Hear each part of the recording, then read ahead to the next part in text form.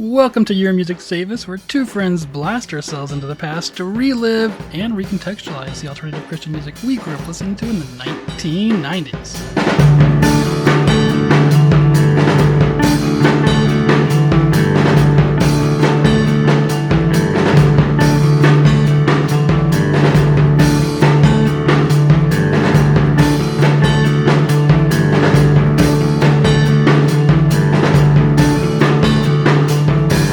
My name is Clifton, and I'll be your host today. And joining me is a man who...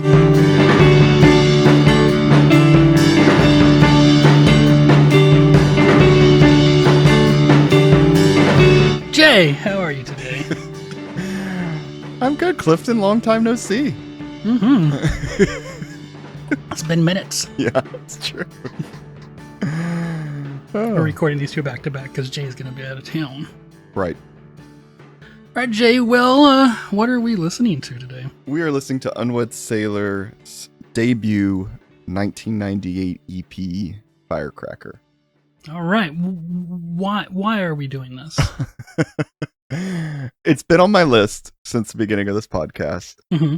And to be honest with you two, I thought this would probably be a shorter episode and that we needed something that we could prepare kind of quickly. And since there are no lyrics, that seemed to make it a little easier. True, it does. Okay. Was this played in youth group? No, although it would have been cool if it was. Yeah. It would have been some nice background music for stuff, but no, definitely not mine, for sure. I wonder if there was a youth group where this was played. Because, there's no, technically there's nothing to distract you. Like, it could be an altar call. It's true. It's true.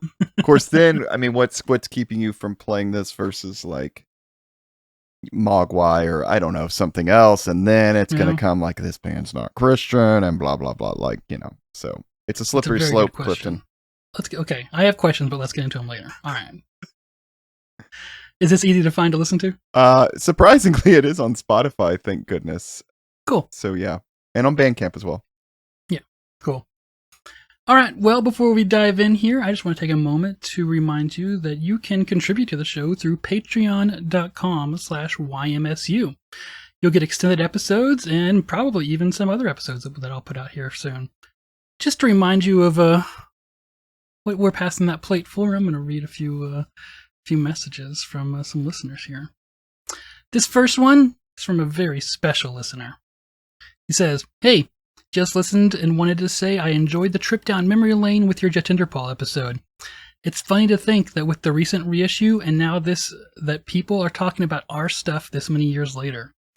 Again, thanks, and FYI, I'm doing the lead and backing vocals on Swing Country. Appreciate your commentary and thoughts.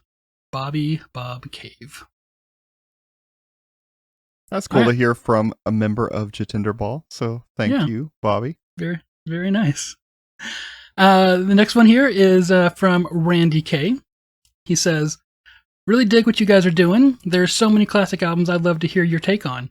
Any plans for Fluffy, Breakfast with Amy, Danielson, or all of Terry Taylor's various bands? And, of course, there's the granddad of them all, Larry Norman." Whew. I definitely would love to do Fluffy, Breakfast Yes. with Amy, and definitely Danielson. Possibly Terry Those Taylor. are all on the list. I don't know about Larry Norman, but you never know. We talked about that one Larry Norman song on, we kind of covered him a little bit, on we'd the... all been right. Yeah.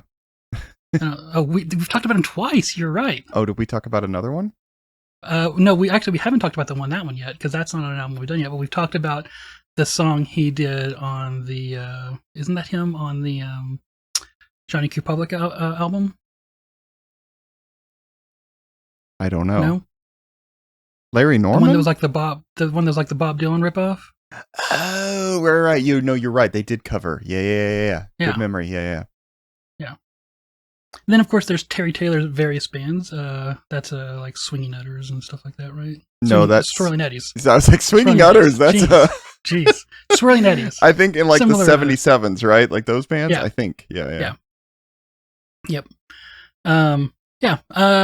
I think we may have someone on to talk about Swirling Eddies with us. Yeah. Yeah. And another one from Matthew K. He says, Guys, I've been following you for a while now, but only finally started listening.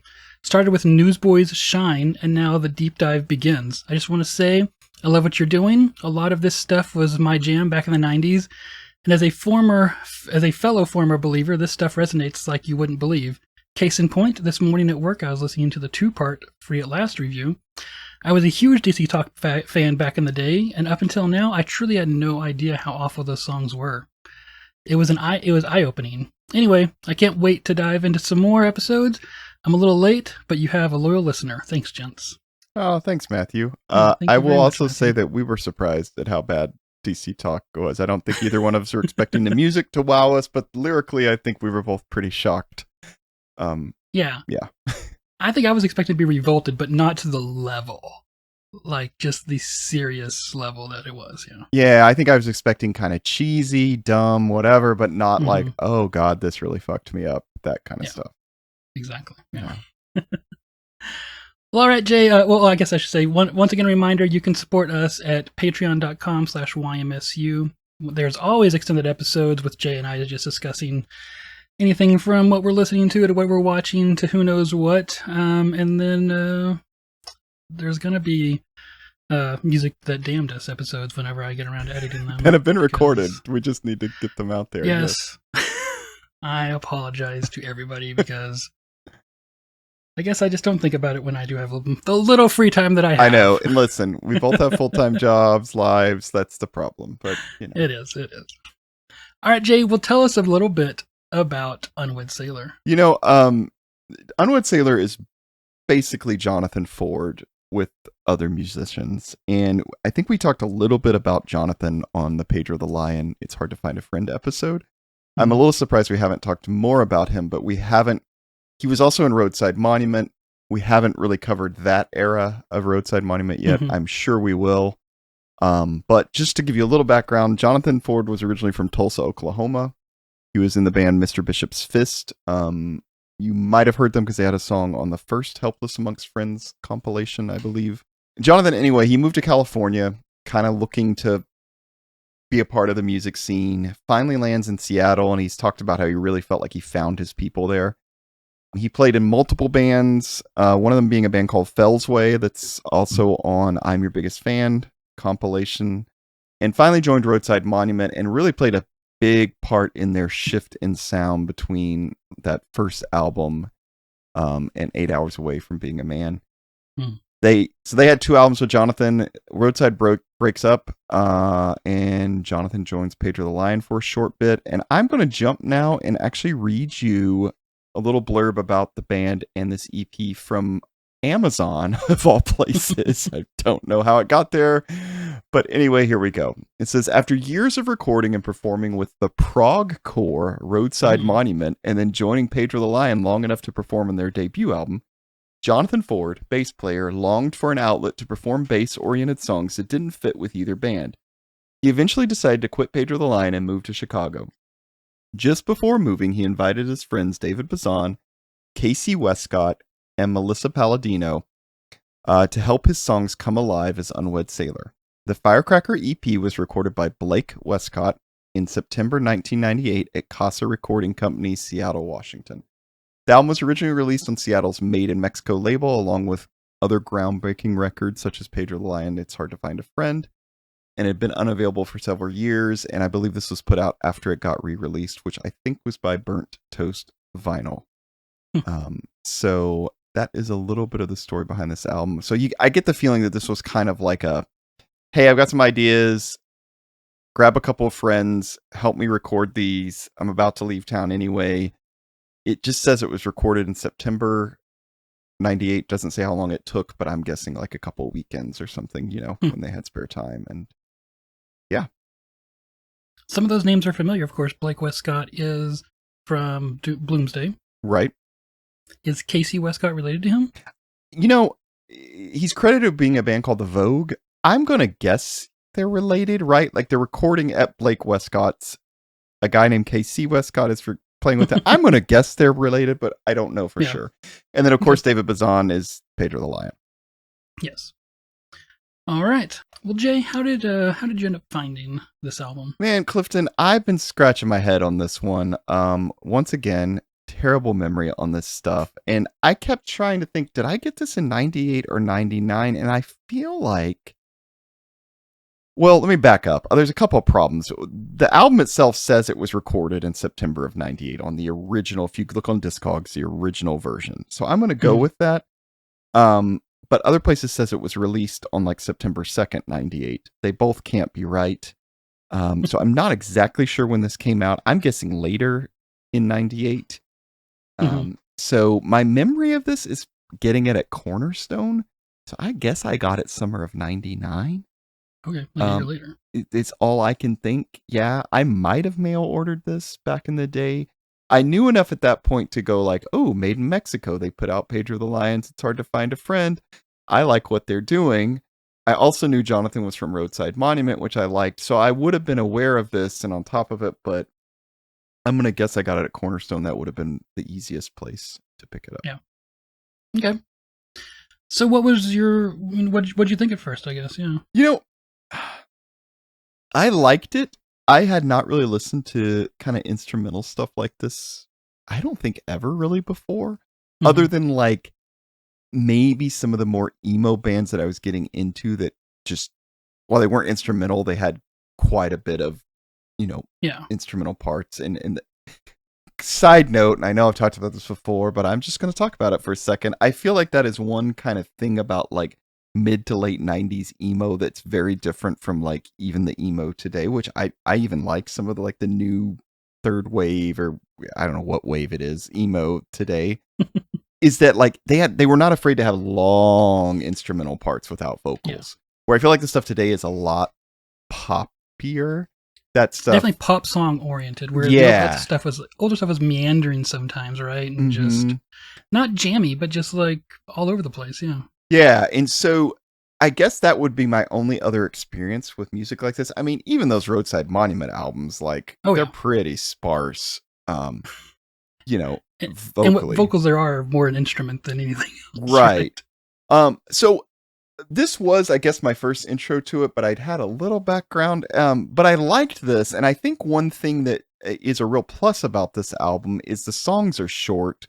So it's a nice kind of like intro to this style of music for people. You're not talking these like a lot of the more post-rock instrumental, whatever you want to call it. Sometimes we're talking like 7, 8, 9 minute long songs, which are fun, but maybe not the best intro for someone that's never really explored the genre before.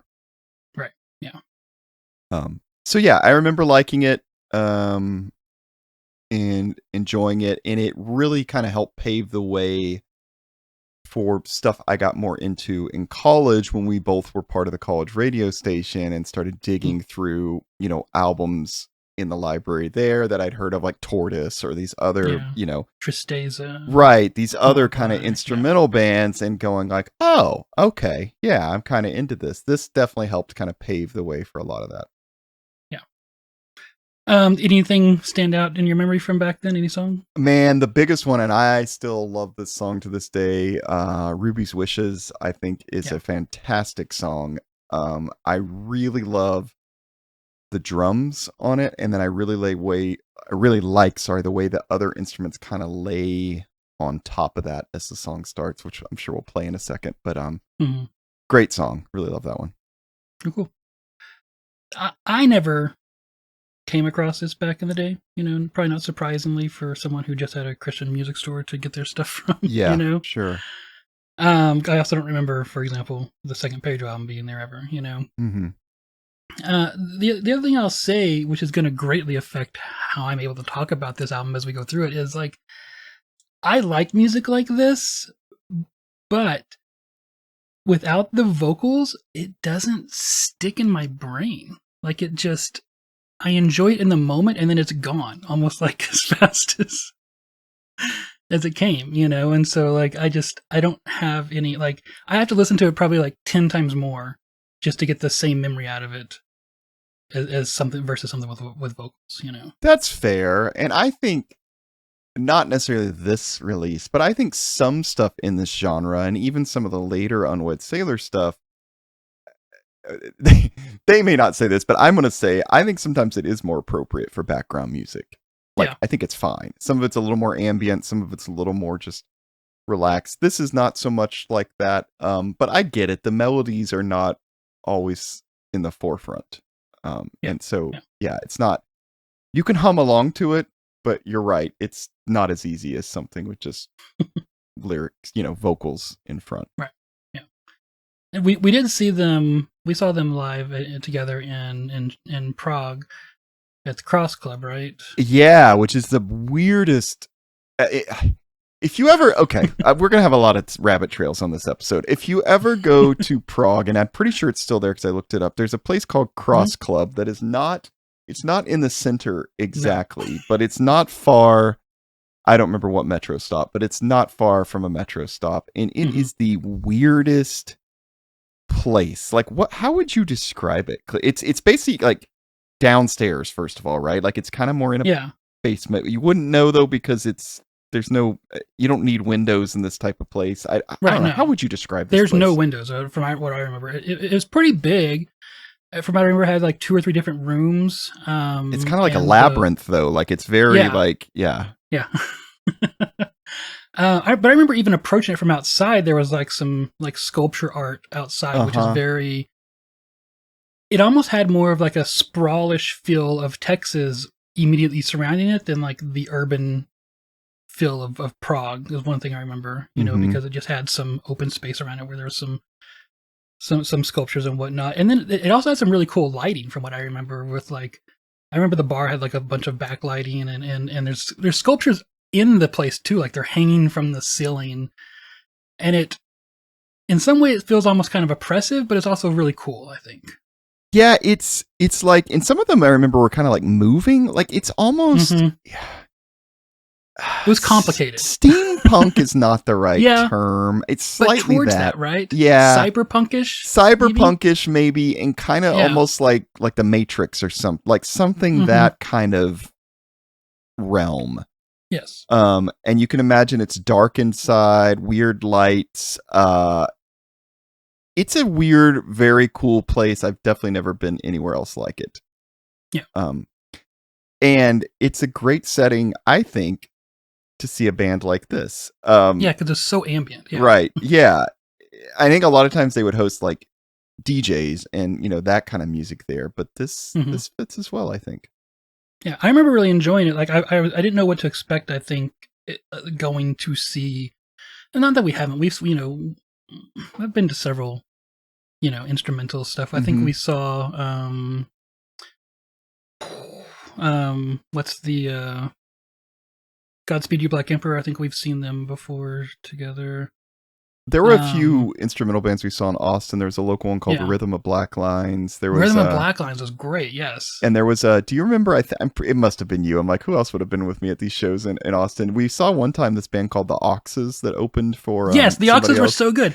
They were super math rock, and they both had like metal guitars, and they were wireless, and they would just like roam around. Yes, they just roamed around the entire place like while they were playing. It was really bizarre and really fun. Yeah. So we've seen this stuff before. You're right. Yeah, but I remember it being really enjoyable just from the ambiance of the place with kind of just the melodic wash of the music was really nice. Yeah, it probably would have been more fun high, but honestly, yeah, true. I think it definitely would have been. But anyway, anyways, I assume you've gone back to this over the years. It wasn't just like you weren't just okay. And I like this EP. I think 2 of the songs are stronger than 2 of the other ones. I mean, it's only 4 songs. And Ruby's Wishes, I'm just obviously is my favorite. They re-recorded that when they did their full length, The Faithful Anchor, but I like this version better. And so I kind of come back to it for that. Okay. Yeah. Well, cool. Well, Jay, why don't we dive in here and see how we're going to talk about something that's only music and no lyrics and how long it takes us? Because this thing's only 13 minutes long. And we'll do our best. So this starts with the song Firecracker, like the title of the EP.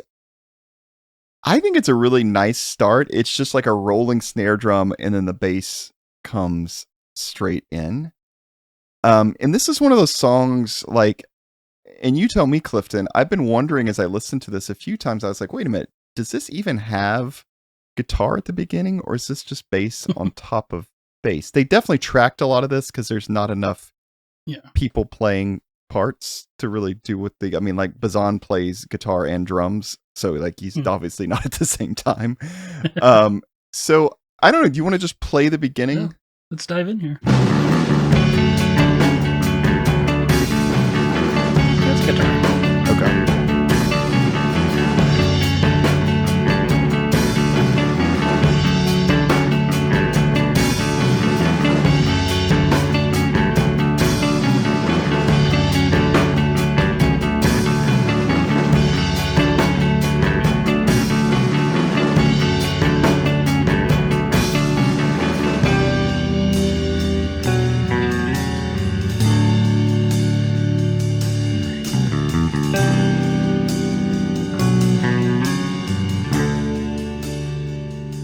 So you heard the beginning, that kind of just like just the real rhythmic with the drums and the bass and what you say is guitar. So it's hard to tell in this sometimes because I know he's playing high stuff on the bass, and I can't always tell.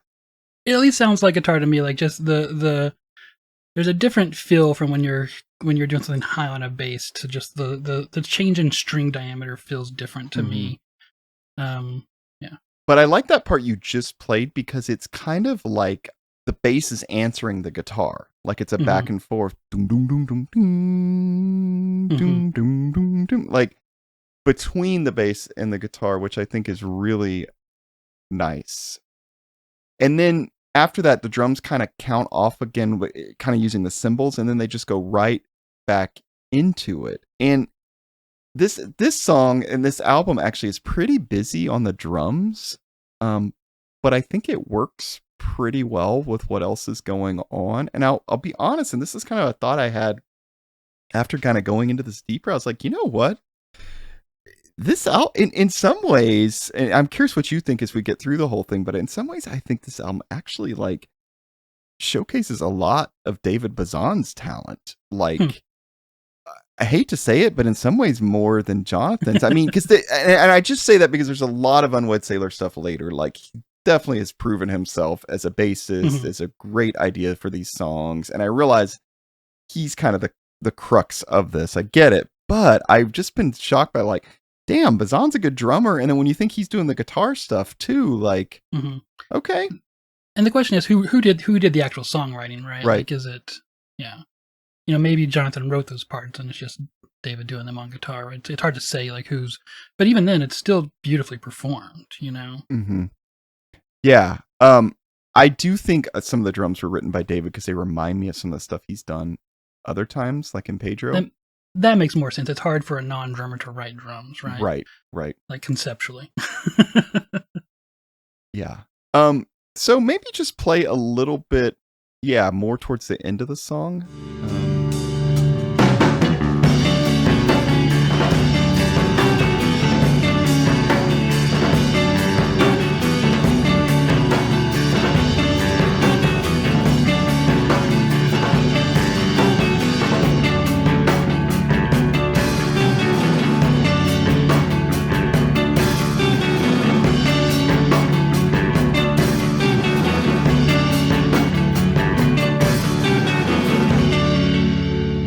So it's pretty much like the beginning, but there's even more going on there. And I was like, I can't exactly tell what, but it's definitely even busier than the first part of the song. So I advise anyone who's listening to this, if you want to really get the experience, to listen to this in headphones so you have stereo and you can hear it really close. There's that part was even hard to hear if there was a lot. Well, I think maybe the guitar is in the left speaker.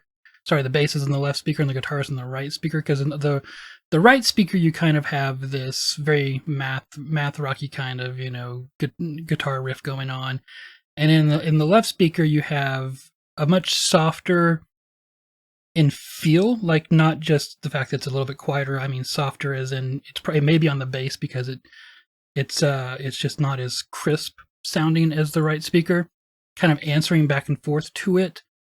so that's probably the bass over there. But yeah, I mean, it's really gorgeous how it all comes together. Mm-hmm.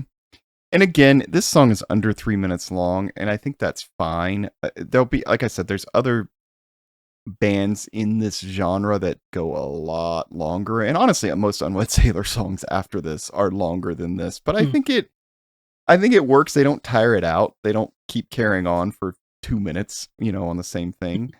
And yeah, I think it's nice. I'm struck by like the bass on this whole EP is really the thing that kind of propels it forward, right? Like you've got the drums too, but that bass is just pretty steady almost throughout every song. Like they're all going to be a little bit similar in bass lines to that, dun, dun, dun, dun, dun, dun, dun, dun, just like the continue pushing it. So yeah. Let's go to Ruby's Wishes because this is my favorite. All right. Track 2, Ruby's Track Wishes. 2, yeah. So I fucking love this song. I think the drums to start off are great. I think it's one of Dave's best drum lines ever. I really love after that, and you'll hear it in a second, we'll play it, but I really love how the bass comes in over the drums and it just really melds well. And then the guitar comes in and even gives it a little different melody. But I just think it's a really well done song. In fact, you could probably just call this like Ruby's Wishes, single with 3 other bonus tracks or something. But yeah, it's really nice. Yeah, that echo on the drum is great.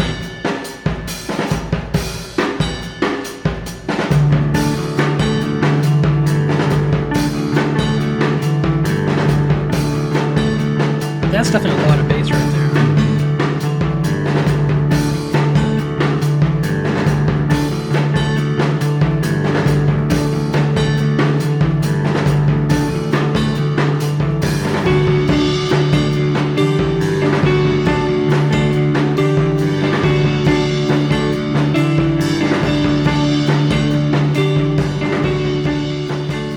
Yeah, so I think it's really nice. It's got a really cool drum beat just by itself. Like, just that is a really great just thing, which reminds me a little bit of what Bazan did in songs like Magazine, on Control, and some other places. It's not exactly the same, but you can see where it might be the same drummer. And I know he played drums on that, as well. And then I love how the bass comes in over that, just doom, doom, doom, doom, doom, doom, just kind of flowing. And then the guitar comes in. It was the bass had kind of 2 things going on at once. I think he was doing kind of a riff, but he also kind of had a bit of a drone note in there going on over and over again, which just in itself that was nice.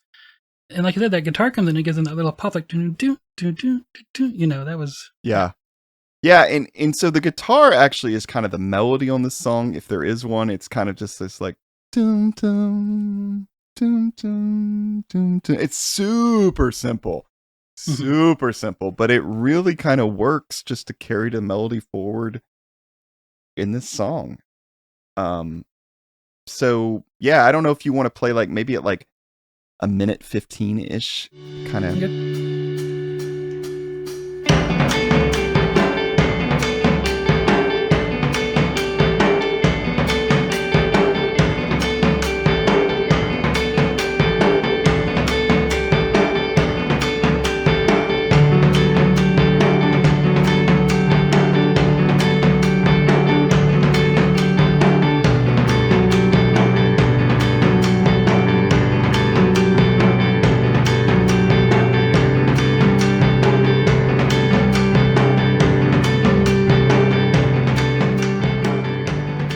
Yeah, so let's stop there for a second. I really like how, again, they're not afraid to like pull out, like at the the beginning of that, it's just guitar and drums, and then bass comes in. He's also playing a lot of toms on this, which I don't normally love, but it seems to work really well. I love toms for this kind of stuff. The kind of punk thing of just like snare and hi-hat gets so old sometimes, like this is where I love just lush full toms. Yeah, and again, it's like pretty busy, but it flows so well with that bass. And then the guitar is so simple over it that it really works. So it's kind of the inverse of what a lot of times we're normally doing on this podcast, where the guitar is really doing a lot. The bass is just kind of like keeping rhythm. The drums are just, keeping rhythm along with it. This is much more like bass drums is kind of the main thing in the song, with guitar just playing a nice little melody over it. Yeah. Yeah. Bass is often referred to as part of the rhythm section, and technically guitar is a rhythm instrument too, because it's pluck it. But bass and drums are often referred to as a rhythm section of a band, and we get that going here, but it's also kind of just like a pad for this. Like it's got the atmospherics of these songs are in the bass, whereas, like I said, the guitar is kind of just like a simple melody on top of that. But then what's really important here is kind of like all math rock is how the different semi-complicated rhythms of what everyone is doing interact with each other, right? Yeah. And this is one, I almost wonder if they did the drum part first on this. Like, Bazan came up with that riff, and then they were like, the bass, because the bass is like, doom, doom, like, they thought, oh, that would sound nice. And then kind of, obviously the guitar was the last part, like, because it's so simple, it just kind of, fills in a little bit of what's missing here. But it makes you think of that the drum at the beginning of New Day to Detroit's, where they definitely had to have written that drum part first. And then I mean, actually, that's a great that's a great kind of comparison for this song, because it's the same kind of thing where like, and you have to have that drum part for that song, or it's not that song, right? Where this one is the same thing. This is not the same song without this drum part. Maybe just the last part. If you play around 158, it kind of, this is another shift in the song, and probably kind of the last one.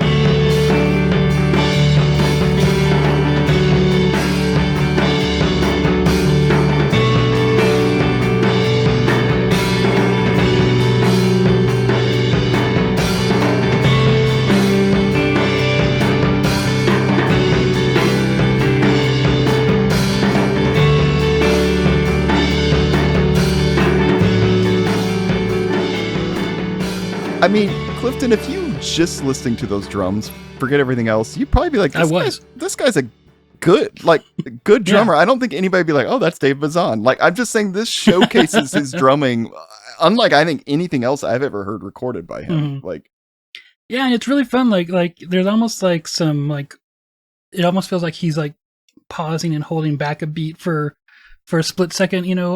Very very often in that kind of, I don't know what you call a drum riff or whatever, but no, it's really just the drums themselves are gorgeous. You could take the song apart and listen to the individual parts separately. Yeah, and so David, if you're listening, which I highly doubt you are, but more drums. We would love to hear. So, I mean, I know on his last album he has that song First Drum Set, which is great, but I'd love to hear like something where he's playing drums again like this, because this is just really really fun. Yeah, anything else on that one? I don't think so. I mean, just to do the drums again, like I think it's the ambient, like the drums have that kind of this reverb, and they kind of have a little bit of the mids emphasized, like they feel far off, like maybe in the far corner of a coffee shop room or something like that. Like that, it just kind of gives it this really atmospheric feel that just makes you feel like you're there with it. Yeah, it's echoey, but in like a good way. That's possible. And the recording on this is not like, it's not amazing, right, but like it totally works for what it is. Right. It's not pristine, right? Yeah. Like it's not like they have perfect noise cancellation. Like the recording's good, but it's like it's that kind of noise cancellation type stuff, which is not perfect on this, right? But it still sounds it still pulls you in like you're there. Yeah. Okay, well, let's go to song 3, Snowcaps. This one changes the pace a little bit from the last song, and it's kind of surprise, starting off with bass, and then into drums, and it's a little simpler this time, but still a lot of toms. So maybe play the intro, and if you want, kind of play all the way through like 30 seconds, because I think we got double bass at some point in this. I'm just curious what you think.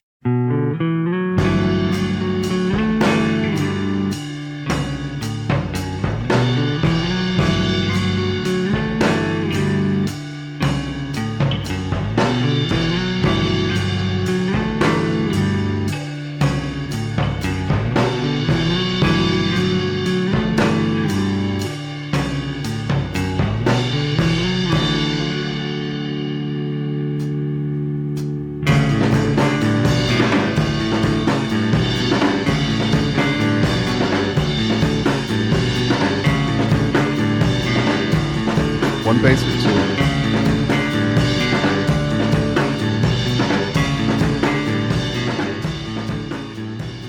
When you say double bass, do you mean like bass guitar? Yeah, sorry, not like double bass pedal. If not three. Okay, yeah. Like there was definitely multiple trackings of bass right there. Yeah, it's tricky to tell because the guitar sometimes is playing, same. I don't know. It's not drastically different sound on the guitar, and so it's a little hard to tell. But I think he's definitely got kind of multiple bass things going on there. And this is a song you can definitely tell, like, he started with the bass line. It makes more sense on this one. And if you're listening in headphones, there's one thing kind of going on that's kind of centered, and then there's a response to it that's kind of quieter in the left speaker, and then another thing going on in the right speaker it's louder, but it's the least amount of things going on in it. Yeah. I've never heard an interview with Jonathan or David where they really talk about this, but I would love to at some point, like, question them or hear a little bit talk about this, because it sounds like they were just having fun, like, recording this. Yeah.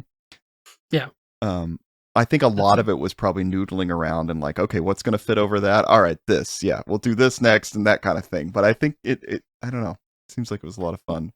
I wonder if this was more like a proof of concept to Jonathan, where he was like, as a bass player, can I try to write an album on bass and go into a studio and get it fleshed out? Yeah, I think for sure. I think that probably for sure was it. So in the credits for this album, they list something called omnichord that Jonathan plays. And I think, Clifton, I hear it in this song. Can you play like around like 58, 59 seconds? There's a sound behind the guitar that I think is it.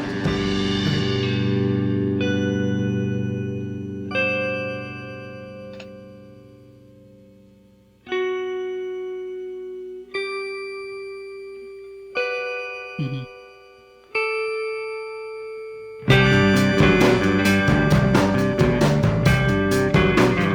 Right? Is that kind of like tremoloed bell type thing, right? Uh-huh. Ding, ding. Yeah. You have to really listen because you might just think it's guitar, but yeah. So an omnichord is this weird like instrument made, I think it was originally made by Suzuki or something. Yeah, 1981 by Suzuki.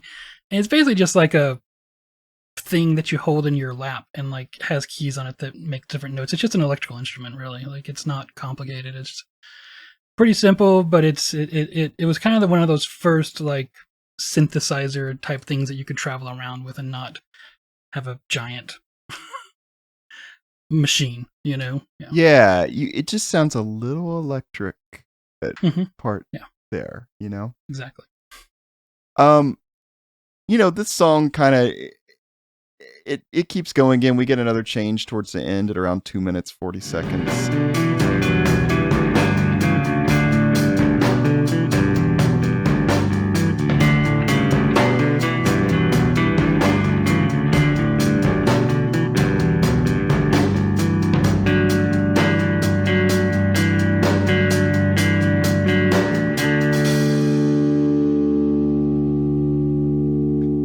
I'll say this was a song I remembered least on this, so I guess I probably listened to 1, 2, and then for some reason I remembered song 4 more. I definitely listened to the first 2 songs the most on this. Yeah.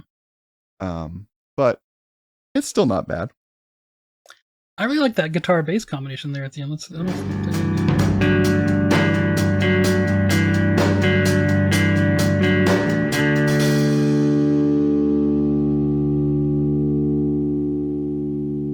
Yeah, there's something to be said for like simplicity on this, right? And to be fair, I guess when actually we were doing the Pedro the Lion, especially It's Hard to Find a Friend, I think we kind of commented on actually how simple a lot of those songs were really when you break it down, but they just work. Yeah, exactly. Yeah.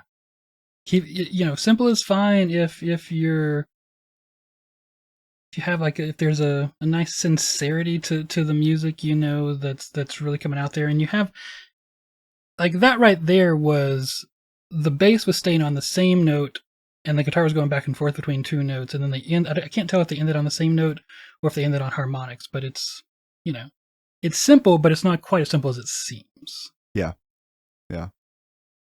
Well, let's jump to the last song. It's Once in a Blue Moon. And maybe let's just start off playing a little bit at the beginning.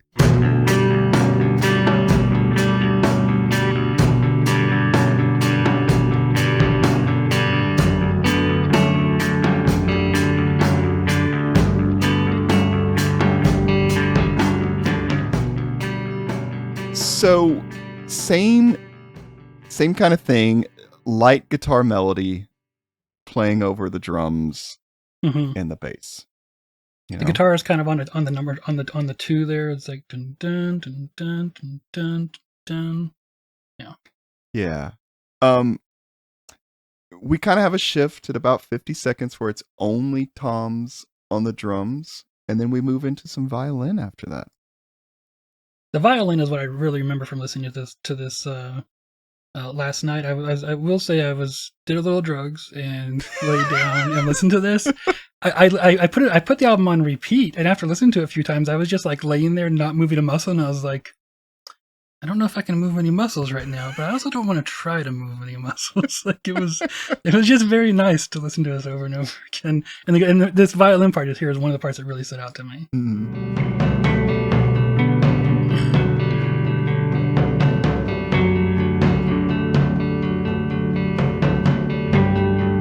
So, as we're going or waiting for the violin to come in, I'll tell you, I think I realized there is no snare drum on this song at all. Nice. That's a good challenge. Tell me if you hear it, but I don't think there is. Okay.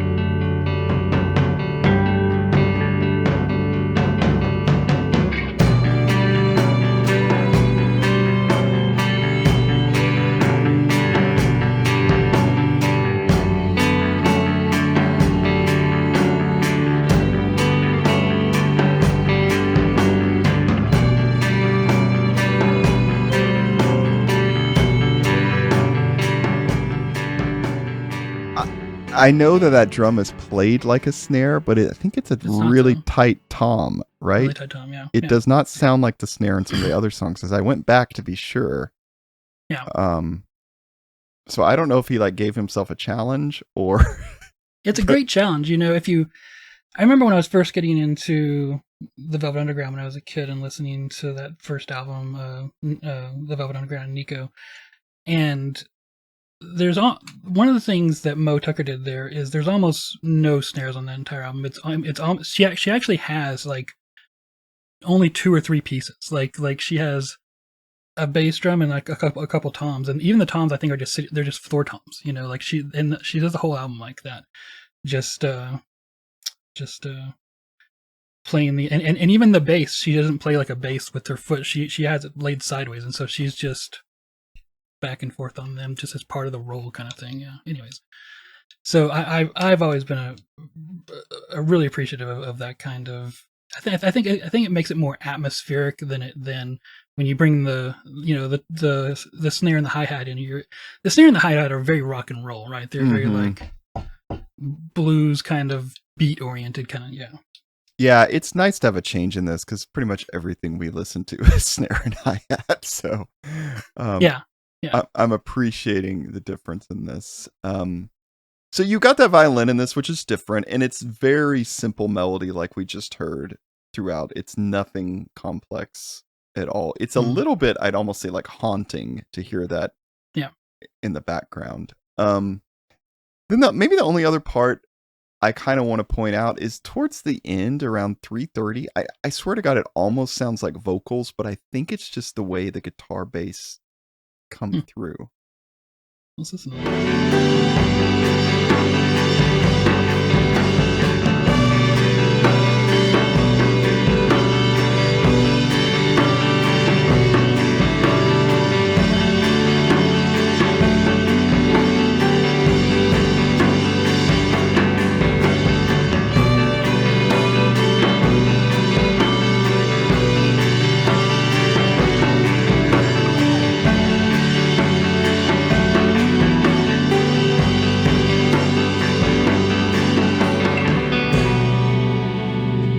I don't know if you heard it, but there's some things in there, but there's some things in there that almost feel like the percussiveness of a voice, but I think it's just like the pick drag on the string of the guitar, you know?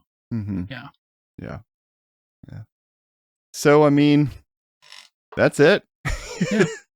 It's nice. That song's really, I think, delicate maybe is the right word, you know? It's precious maybe is a too serious of a word for it, but it's you know, it just has this kind of softness to it that's kind of just like washing over you. You know, maybe that's why this song was so enjoyable on after an edible last night. Yeah. No, I get that, and I think you're right overall. I think this was kind of like you said, proof of concept. Like for Jonathan, can I do this? Right? Mm-hmm. Okay, I can. And you see, spoiler alert. I was going to say this in a minute, but like basically, where are they now? He's continued Unwed Sailor ever Mm-hmm. since then. I know he's had some pauses and some breaks and stuff, but like that has been an ongoing project for him. So I think this really probably validated his hunch that like, okay, I've got these ideas on the base. Yeah. Can I fill out around it and do that? And you know, in some of his later releases, he really gets expansive and have keyboards and all kinds of stuff. But yeah. I mean, I think one of the first things to note here is that this is much less aggressive than Roadside. Yeah. True. Which is weird because he was a big part in creating that aggressive sound for Roadside. Mm-hmm. You know, not that this can't be a different thing in a different direction, but it is interesting to me that he did that for a while and then he was like, okay, let's go do something different, but I'm going to do instrumental based on bass. You know. Yeah. Yeah. Has the general style changed over the years? Is it still kind of a math rocky type thing? Honestly, I think it's shifted quite a bit on each album. Some of it is. Some of the earlier stuff is a little more like this. Mm-hmm. But then later you get like, you know, pretty interesting instrumental stuff. I mean, you know, just I'll skip ahead for a second. We can go back to some other stuff, but like, you know, he just released an album this year called Mute the Charm on Spartan Records. And I've only listened to that briefly, but it does not sound like this. It's still instrumental, but quite a different sound from this. And Spartan's doing a lot. I just got in the other day. I haven't even opened it yet. The new box set vinyl from Knapsack. Yeah, they're putting out a lot of like good stuff. I think I think Doug Lorg from Roadside, I think his new band Calm Collapse, I think is on Spartan and a bunch of stuff. Yeah, and by the way, I wish that Knapsack release had included a tour to support it, but we can only keep hoping, right? That's also what all of the comments on Facebook and all the ads say the same thing. Yeah, come on, man. Don't do some big re-release and not at least play a few shows, but that would be yeah. I would spend unknown amounts of money to go to a Knapsack show. Oh yeah. So I guess overall my thoughts on this is I think this release kind of fits the name of our podcast for me. Like I really feel like the exposure to this really did help like save me as far as like opening my eyes to other styles of music and stuff I really ended up appreciating later. Like I really ended up liking other bands that were kind of in this genre, like Explosions in the Sky, like Mogwai. There was one called Dianaga that I really liked that was two basses that had a lot of this similar sound. And I don't know that I would have been so open to it or found it as quickly had I not already known, like, oh, post-rock or instrumental. I like that because I like Unwed Sailor. Therefore, I will look at other bands that sound like that, you know? Yeah. One other thought I had on this, too, is that to me, this is a good example of where some of the Christian music, I'm kind of saying that with air quotes, like in this vein, in this genre part of it, we're going like the alternative stuff where you have musicians now who have like been around long enough, recorded albums, like are pretty experienced that can kind of just get together and crank something like this out. You know, and I feel like this is kind of the point in time where this stuff pretty much would rival like what's going on in the, I hate to use the word, but we'll just say it like the secular scene because, again, experienced guys know their stuff. Getting together to knock something like this out, it works. Yeah. I hate to follow up your sentiment of how this ties into the podcast theme with this rather banal question of the podcast theme, but like, did Jonathan, like, this is obviously released on Made in Mexico, which isn't probably in itself a Christian label, but it comes out of the Tooth and Nail world, right? We've got Pedro the Lion on it. And obviously you found this within the Christian world at probably Cornerstone. Did Jonathan continue to exist in that Christian music world, or did he expand outside of it? Like, how did he approach his career with Unwed Sailor, I guess? So that's a really good question. Their next full length was called The Faithful Anchor, which I think, that symbolism can make you think of God.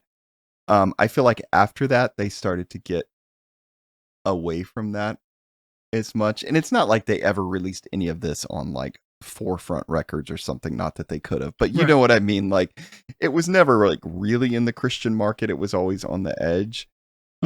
And I think some of this kind of gets into some of Jonathan's personal stuff, and I don't know all of it, but I'm pretty sure when it says he moved to Chicago in '98, I'm pretty sure he actually spent time at Japuza, that Jesus People USA that ran Cornerstone, and I don't know how long that lasted, but if my memory is correct, I think that was one of the reasons he went out there. It may have been for a girl too, but so I think for a while, but then I think he kind of branched out as well and kind of left that scene, and I know today he's definitely not in that scene anymore.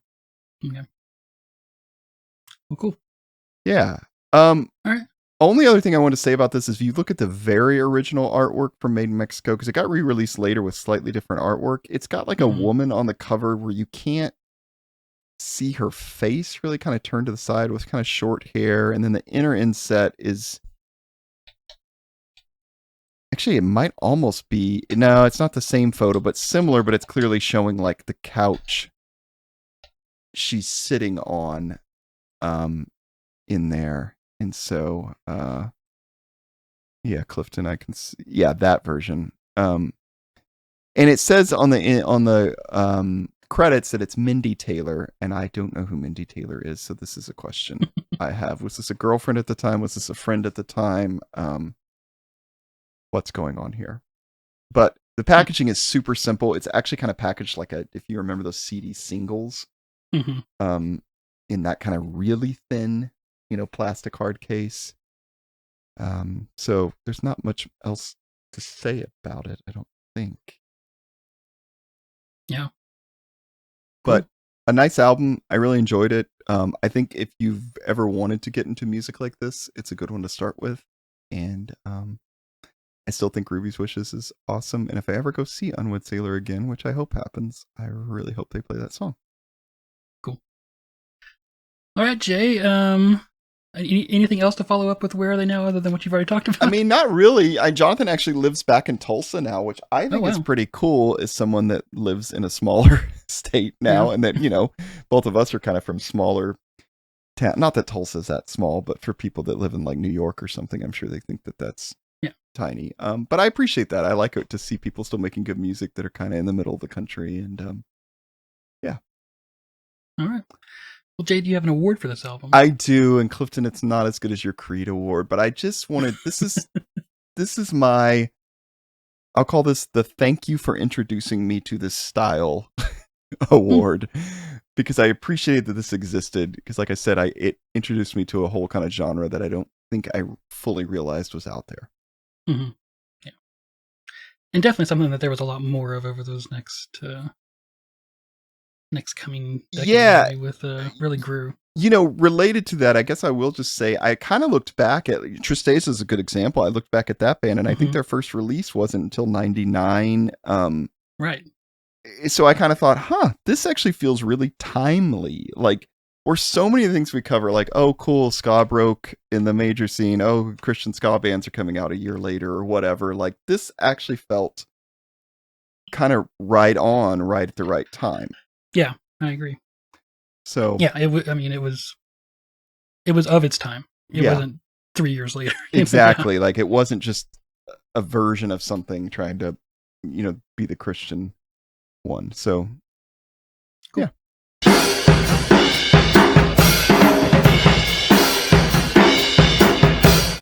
All right, Jay, what are we doing on the next episode? We are doing the Creep Downs Take a Spin album from 1998 as well. Yeah. On Betty Rocket Records. I want everyone to know that Jay also had a choice between this and Value Pack Jalapeno, so he chose this. He's depriving all of you of Value Pack. Sorry, I've heard Value Pack, and this I've not heard, so I'm curious. I may hate it, but then I saw that it was like, Gene Eugene was involved and some other things, so I thought, well, I'm gonna check this out. These are both Creep Downs and Value Packer albums I've been wanting to get to for a long time. I've revisited Value Pack more recently. I really, really am looking forward to revisiting the Creep Downs.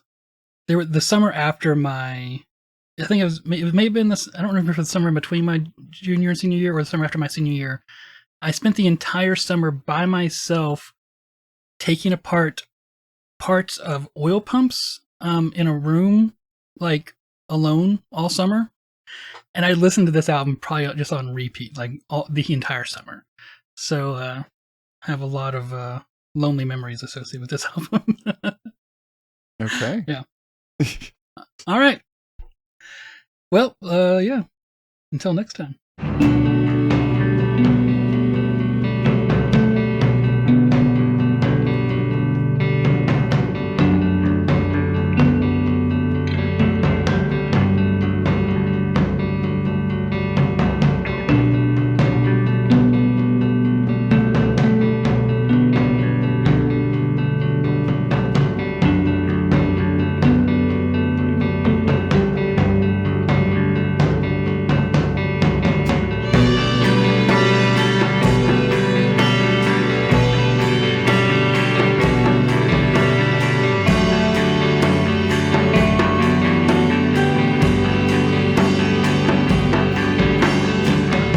Thank you for joining us for another episode of Your Music Saved Us.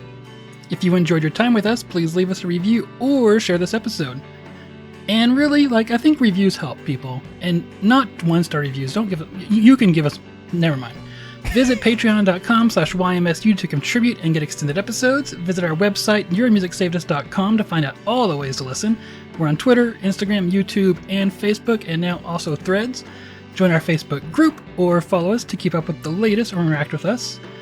Send complaints and disagreements to yourmusicsavedus@gmail.com. And the music in this episode is the work of Unwed Sailor and is used with apologies, not permission. And if you go to unwedsailor.net, you can find all their stuff to buy and check out tour dates and all those things. Very nice. Go do it. They got t-shirts? They do not, and I was kind of bummed. Oh. So, listen, let's get with it. I did look. I know. They've got all their albums, vinyl, even tapes, but I did not see shirts. So, come on, We should guys. email them.